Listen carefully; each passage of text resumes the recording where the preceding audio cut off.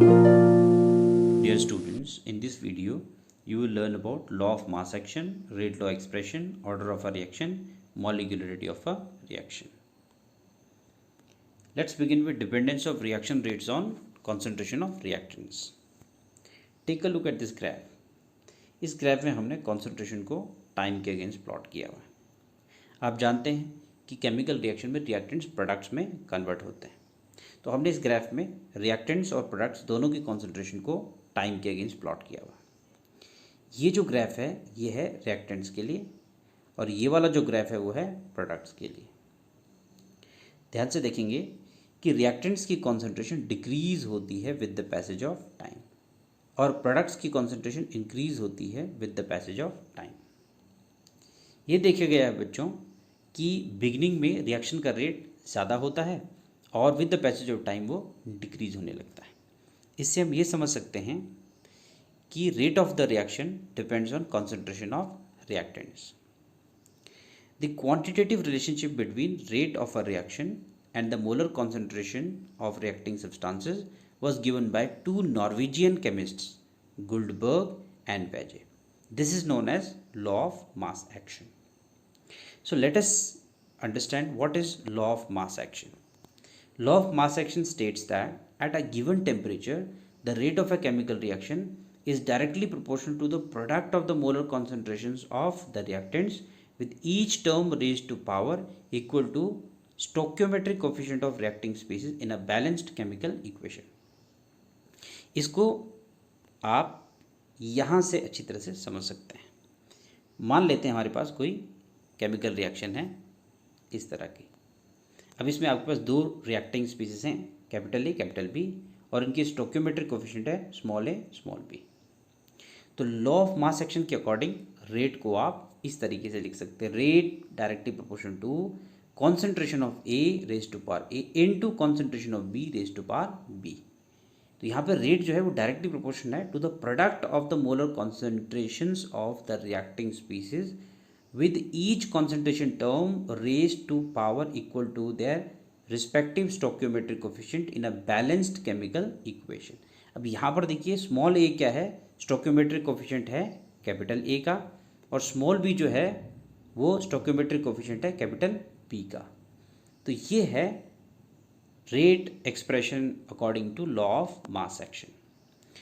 अब इसको हम इस तरीके से भी लिख सकते हैं, जहाँ पे आप प्रोपोर्शनलिटी का साइन हटा के आपने के लिख दिया।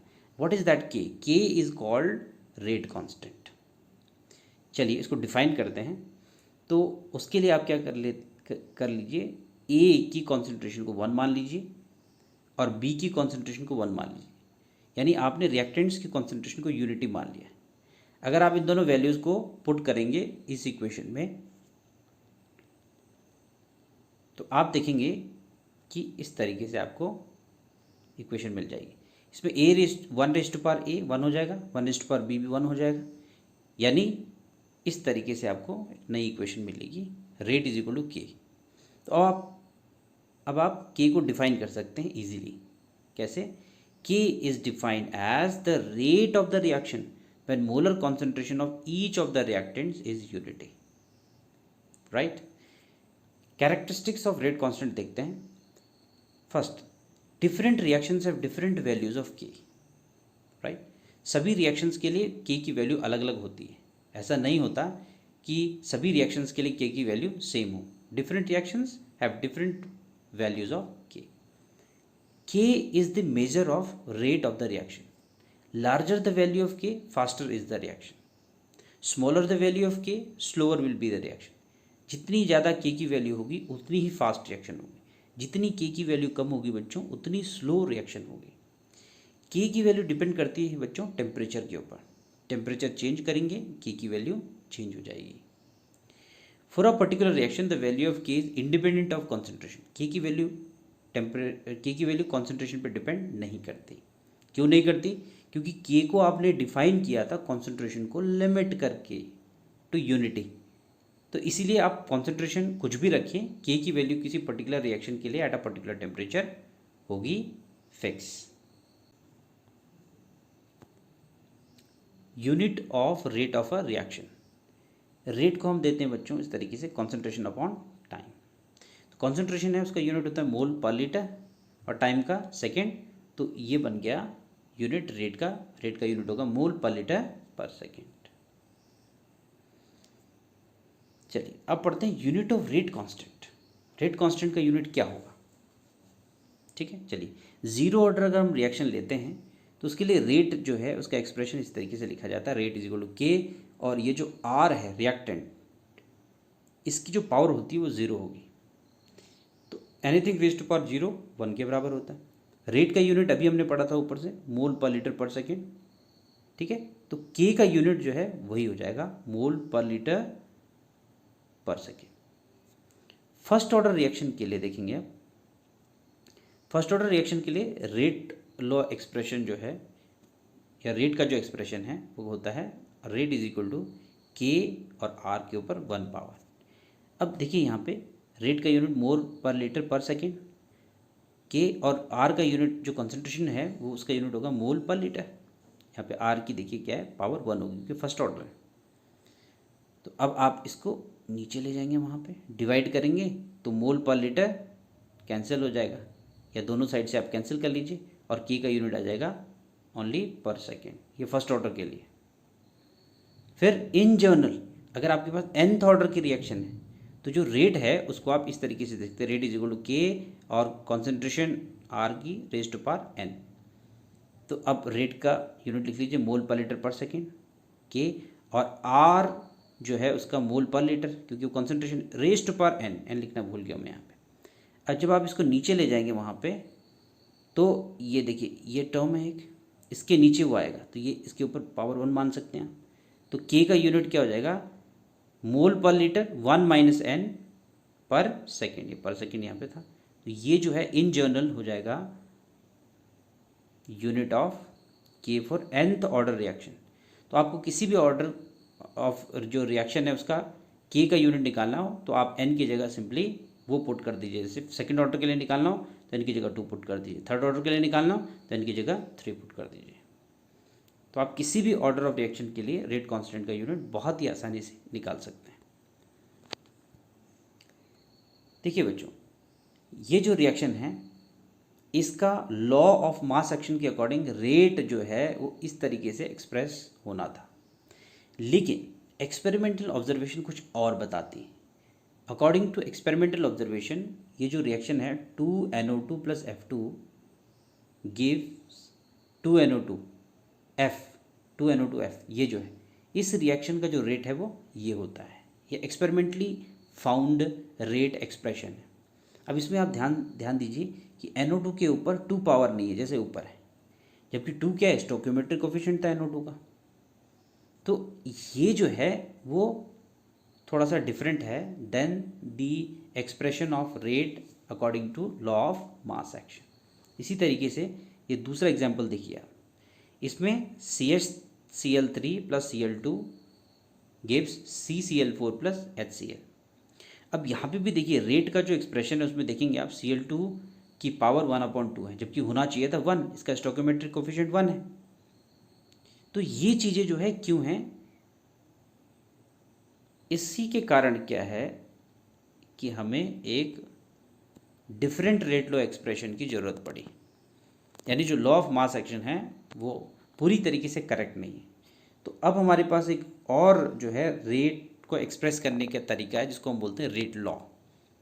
क्या है वो, देखिए, it is defined as mathematical expression which denotes the rate of a reaction in terms of molar concentrations of reactants with each term raised to some power which may or may not be same as stoichiometric coefficient of the reacting species in a balanced chemical equation। Statement बिल्कुल वैसी है जैसे law of mass action की थी, बस यहाँ पर may और may not same as the stoichiometric coefficient. अब इसको ध्यान से समझें, ए और बी देखिए स्टोइकियोमेट्रिक कोफिशिएंट है,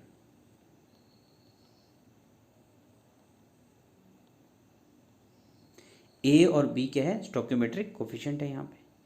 तो रेट जो है अकॉर्डिंग टू रेट लॉ या रेट लॉ एक्सप्रेशन दिया जाएगा, rate is equal to K concentration of A raise to power P and concentration of B raise to power Q.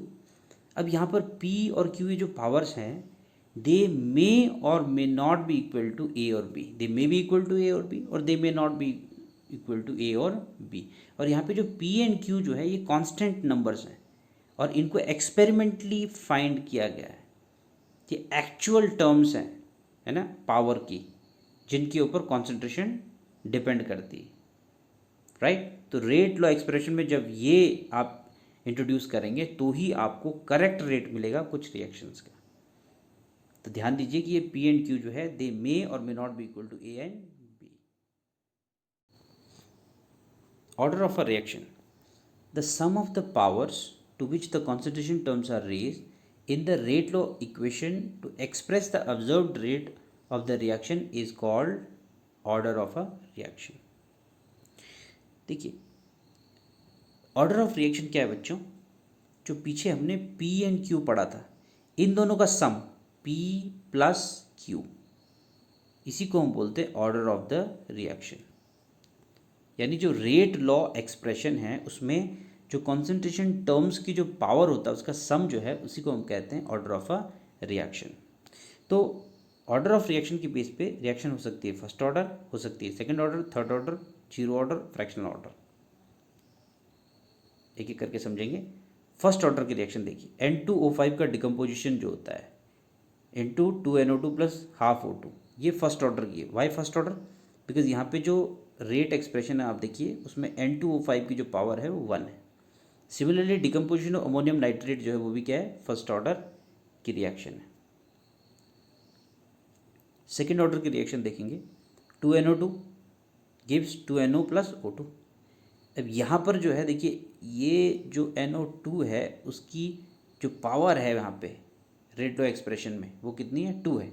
उसकी concentration term की power 2 है, तो इसलिए इसका रेट क्या है, इसका ऑर्डर क्या है, सेकेंड ऑर्डर है।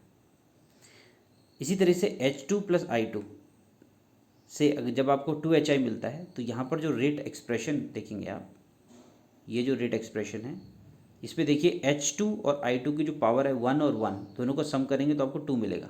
इसका मतलब ये जो रिएक्शन है ये सेकेंड ऑर्डर की रिएक्शन है। थर्ड ऑर्डर में देखिए 2NO plus H2 gives N2 plus 2H2। तो यहाँ पे जो रेट लॉ एक्सप्रेशन है आप देखेंगे यहाँ पे NO और H2 की कॉन्सेंट्रेशन टर्म्स की जो पावर है उसको सम करिए 2 प्लस 1 तो आपको 3 मिलता है। इसका मतलब ये रिएक्शन थर्ड ऑर्डर की। इसी तरीके से इससे नीचे वाली जो रिएक्शन है वो भी थर्ड ऑर्डर की रिएक्शन। अच्छा, जीरो ऑर्डर की रिएक्शन, अमोनिया का decomposition on platinum under pretty high pressure is zero order reaction. ऐसा क्यों है बच्चों, इसको आप समझेंगे।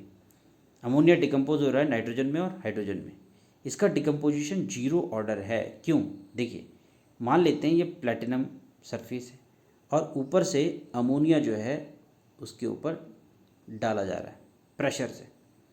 तो जब प्रेशर बहुत हाई होगा, बहुत हाई प्रेशर होगा, ओके, तो हाई प्रेशर पे क्या होता है कि इतने ज़्यादा अमोनिया के मॉलिक्यूल सरफेस के ऊपर रहते हैं कि और मॉलिक्यूल्स अगर ऊपर से आ रहे हैं तो वो सरफेस को टच नहीं कर पाएंगे और केवल वही मॉलिक्यूल सरफेस पर डिकम्पोज होंगे जो सरफेस के कांटेक्ट में है। सरफेस के नज़दीक जो मॉलिक्यूल है और ऊपर मॉलिक्यूल है they will not gate decompose. तो यहाँ पर मैटर नहीं करता कि आप कितना प्रेशर डाल रहे हैं, आप प्रेशर मैटर नहीं करता है क्योंकि ऑलरेडी पूरी सरफेस जो है वो कवर्ड है अमोनिया मॉलिक्यूल से। तो क्योंकि अब रेट जो है वो डिपेंड नहीं कर रहा कॉन्सेंट्रेशन के ऊपर, तो हमारी जो रिएक्शन है वो होगी ज़ीरो ऑर्डर रिएक्शन। ठीक है, तो यहाँ पे N इज इक्वल टू 0 है। फिर है फ्रैक्शनल ऑर्डर रिएक्शन। अब देखिए यहाँ पे CH3CHO का जो डिकम्पोजिशन है यहाँ पे इंटू CH4 एंड CO, इस पे जो CH3CHO की जो पावर है वो कितनी है, 3/2, यानी N क्या है, 1.5 है। तो ये फ्रैक्शनल ऑर्डर रिएक्शन है।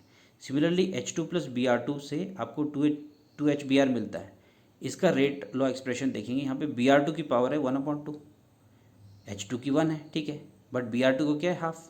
अब 1 प्लस हाफ करेंगे 3/2, तो 1.5 जो है आपकी ऑर्डर निकल के आ रहा है। तो ये भी क्या है, फ्रैक्शनल ऑर्डर रिएक्शन की एग्जांपल है।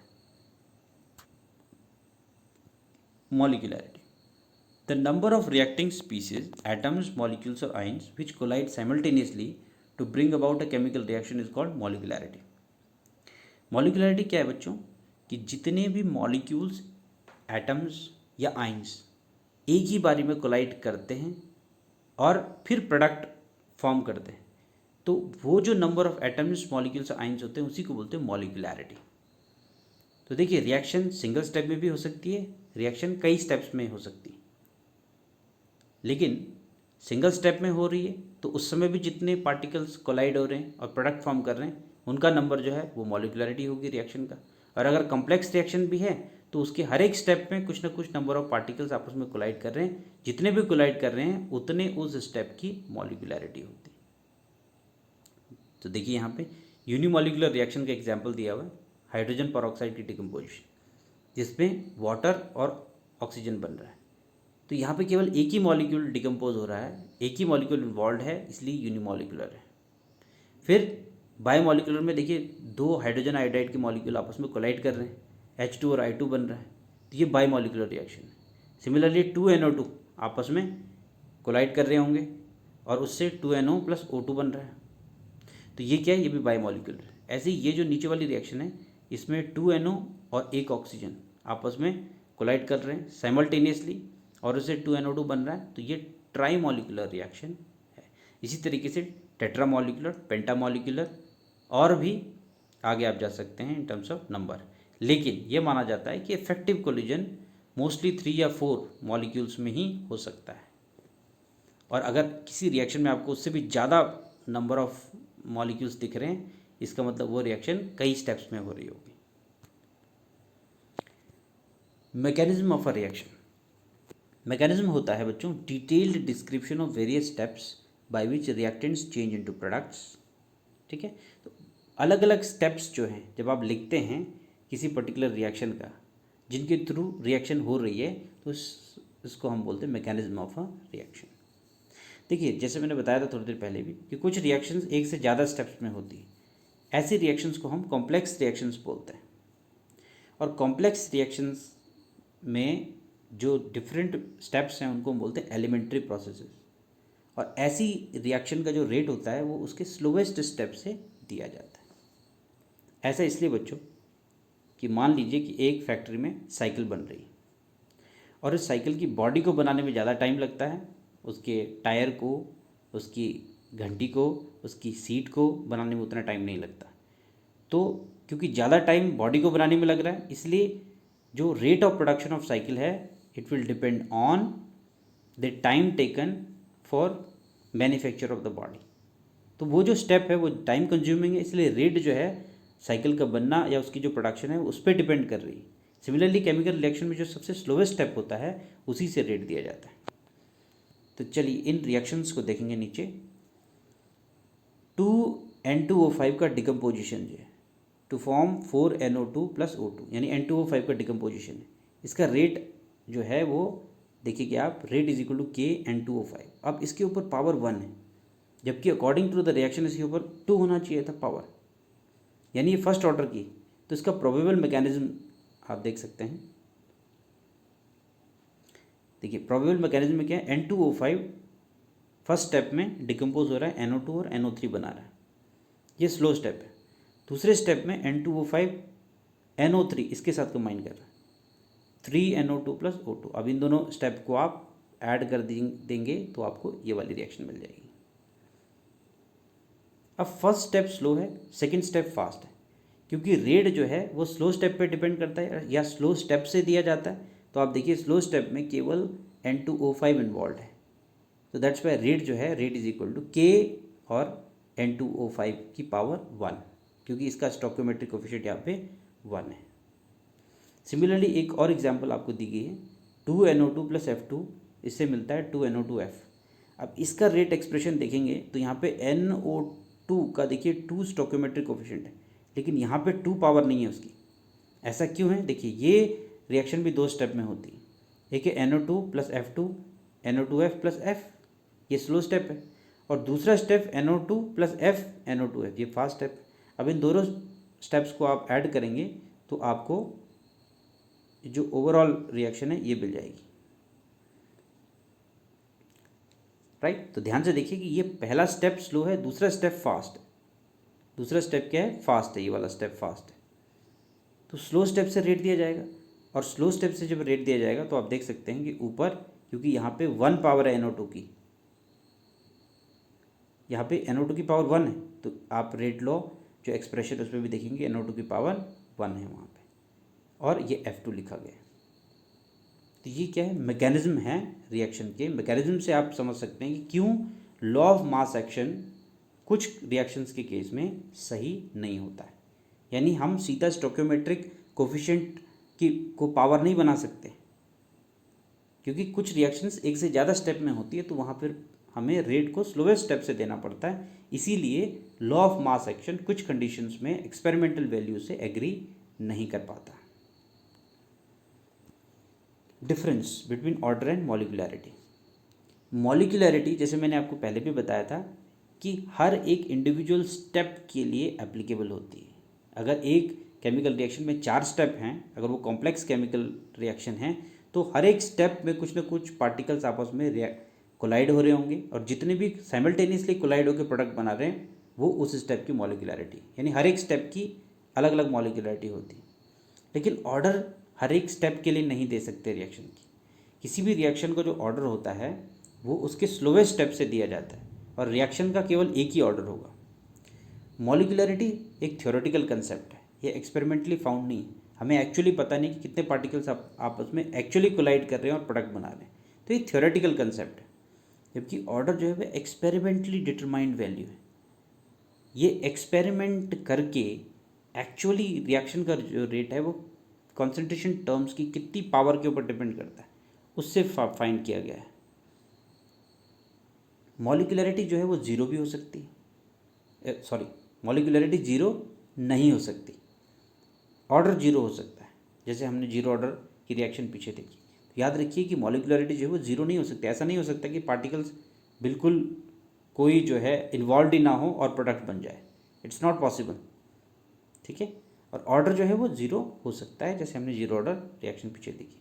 फिर मॉलिक्यूलैरिटी जो है वो होल नंबर होता है हमेशा, 1 2 3 4 5 6 इस तरीके से।